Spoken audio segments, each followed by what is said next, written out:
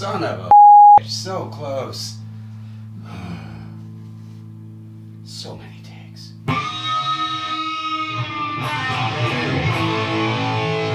Hey everybody, just me again, Wayne.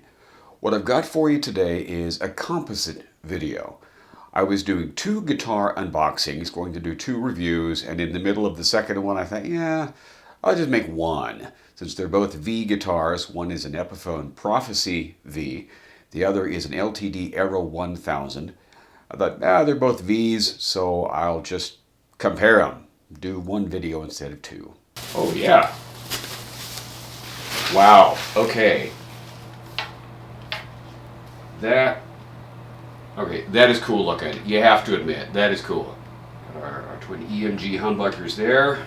A single volume knob, no tone, and I am totally okay with that. 2 humbuckers and a knob. And a 3-way toggle switch. 24 frets, a hang tag, gotta have a hang tag.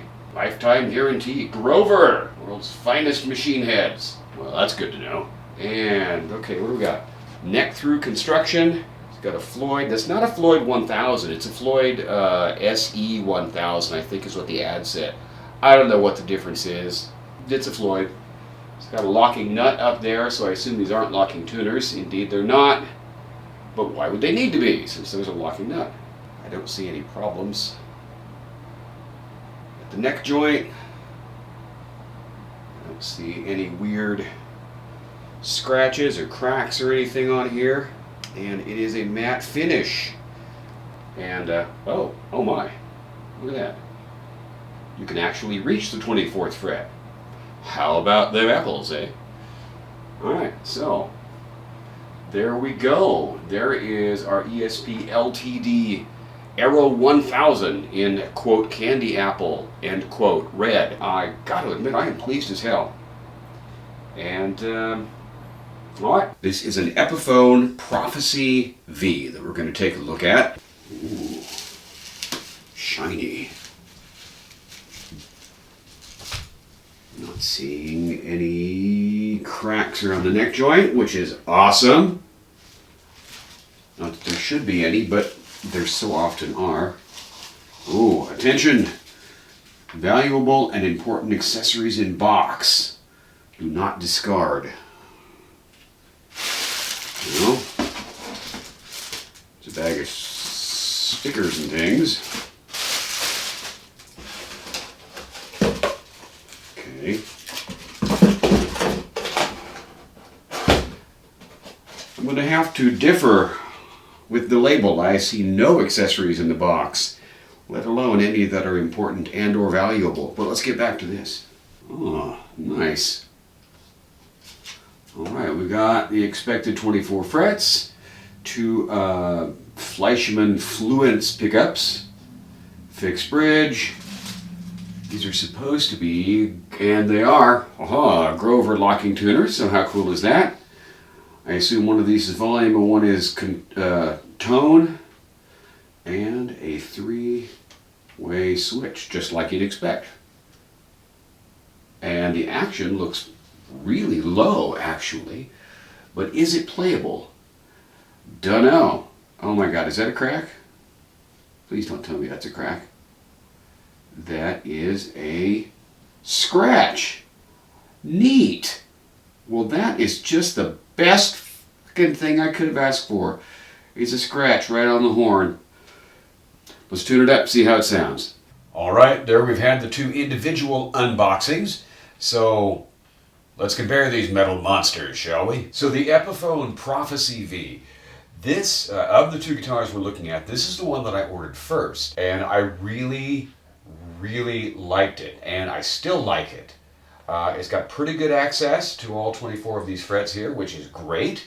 As I mentioned earlier, I don't understand why any V guitar would not have good access, but so often they have, you know, frets 18 through 24, you know, way down on the body here. And I'm like, what the hell's the point? You know, other than a guitar that looks cool. Well, I mean, looking cool is fine, but I want one that looks cool and that I can actually play. And yeah, so if I didn't want access to those upper frets, I could just play any of the guitars that I have already. So Anyway, this one plays pretty well. Neck's kind of, it's kind of thick. One thing first, before we get to the sound demonstration. Yeah, little neck dive. Okay, quite a bit of neck dive actually, which makes this a bit of a pain in the ass to play. Now, if I had on a leather strap, right, or a strap that was padded underneath here, this would not happen, nearly so badly, I would imagine. But I don't, and I don't always have a leather strap just handy. So, it's the neck dive is kind of a problem. All right, before we get into the sound demonstration of this here, it's got some neck dive, but nowhere near as pronounced as the Epiphone has. And also, because the bottom horn on this guitar is so much shorter than the other one, just lodge it right up against the thigh there, and neck dive's all taken care of.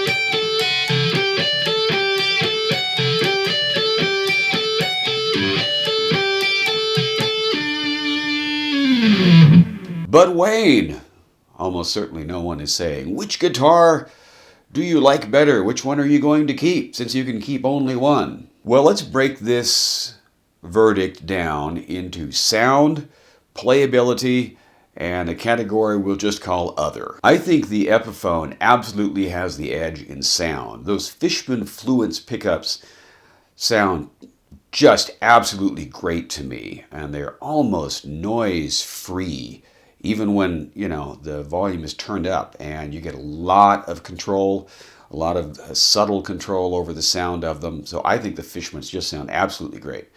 Now, that having been said, I think that the active EMGs on the LTD sound pretty darn good too. They give you that real sort of, aggressive 80s metal kind of sound. But here is kind of an oddity. I found that getting those pinch harmonics was kind of a chore on the Epiphone, whereas they came much more easily on the LTD. Why that is, I don't know. I have heard people say, well, it's the scale of the guitar that makes the difference, but that's not it, because I have other 24.75-inch scale guitars that I can get pinched harmonics out of with no problem on any string anytime. But the Epiphone, it's kind of, I don't know, it's more difficult. So, yeah, I don't know what the deal is with that. But it's harder to get those harmonics on the Epiphone than it is on the LTD. As far as playability, I think that the LTD is, for my hands, better. I like that much slimmer neck. I don't know that the flatter radius makes any difference or much difference, but I do like the more slim neck. And normally, historically, I have always preferred a 24.75-inch scale to a 25.5-inch scale. But I have also never had a guitar on which I could actually access and use those highest frets. And I have found that the 25.5-inch scale makes playing on those highest frets easier than does the 24.75-inch scale. So playability all around is better for me, for my hands, on the LTD than it is on the Epiphone. But now we get into the other category, other. One thing, the Epiphone would be more difficult to break because the LTD has that long-ass upper horn, and boy, you got to be careful when you're walking around or just turning around in the room that you don't crack that thing against the back of a chair, or your amplifier or a lamp, or a bookcase, or the head of your granddaughter. Not that any of those has happened to me. But anyway, so the Epiphone is a little easier just to maneuver in the room. But another great big thing in the other category is that Floyd Rose vibrato bridge on the LTD. That is a big selling point for me.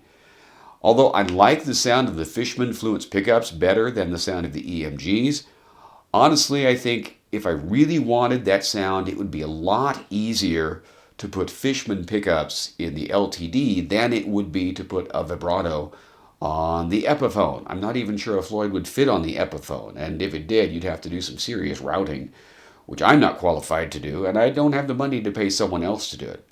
So the verdict, ultimately, these are both, I think, really nice instruments, and they're both in the same, general price category. I'm going to have to keep the LTD Arrow 1000, but they're both good guitars. Honestly, I don't think you could go wrong with either one of these. So that's what I've got. Hey, thank you so much for watching. Do you have one of these guitars? If so, tell me about your experiences. I just want to know. If you liked this video, and especially if you found it helpful, please feel free to share it with somebody else that you think might get some good out of it. Give it a thumbs up, please. It just takes a quick click of the button, and it really helps me out. And, oh, by the way, if you want to buy one of those In Metal We Trust shirts that I was wearing, just go to the link in this video description. Yeah, I know I'm shamelessly hawking my own wares, but I need a few extra bucks, and I'm certainly not making anything from YouTube. All right, that's what I've got. Thanks for watching. You guys are awesome. Hey, subscribe if you haven't. Yeah, and I'll talk to you soon.